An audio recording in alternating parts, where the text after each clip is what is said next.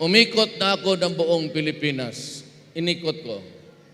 Ang problema, drugs. Kaya sabi ko, in-interview ako kagabi dito sa 1044 radio, Filipino radio dito. Sinabi ko, galit ako sa mga durugista kasi sinisira nila ang buhay ng bata. And I paid a particular attention to a special problem. Lalo nang itong mga nanay na tatay of both mother and father working out, making a living outside of the country para lang makapag-aral ang anak nila, makakain at mabihisan ng kundi. Sabi ko, hindi ako papayag sa aking siyudad na ganun ang mangyari matapos magsakripisyo, mahiwalay sa pamilya, the loneliness, the social cost. Yung under-stress ka na mag-isip ka, ano na ang nangyayari sa anak mo, pati sa asawa mo.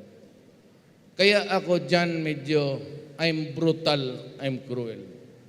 Sinasabi ko talaga sa lahat sa Davao, at nandyan man si Pastor, he can tell you the truth. Sinasabi ko, hindi talaga ako papayag sa Davao City na may droga. Papatayin ko kayo. Totoo yun.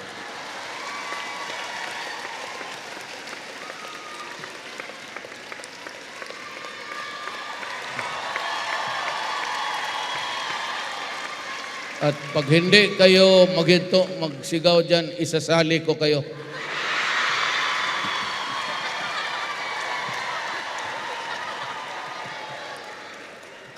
Ayun, what I can really guarantee, sa taga Davao lang muna is, the reason why I'm so cruel about this is, I know the social cost.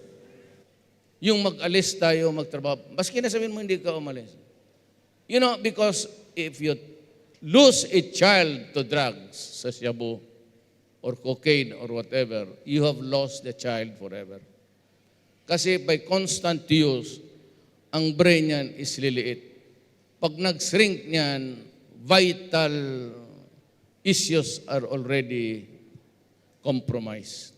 Cognitive, wala na, lahat na. And yan ang just to give justice also to the parents na pagkahirap. At ako nga man sabi tatay ng siyudad, hindi ako nakakapag-away ng mga revolusyonaryo. I continue talking to the NPAs, to the MIMN. But sa mga kriminal sa droga, pardon me, pasaylo ako, ginoo ko, pero I will kill you. Talagang yayarin kita.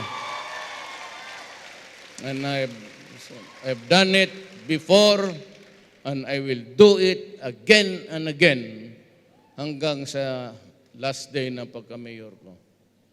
Total ako, minsan magsabi, patayin mo yan.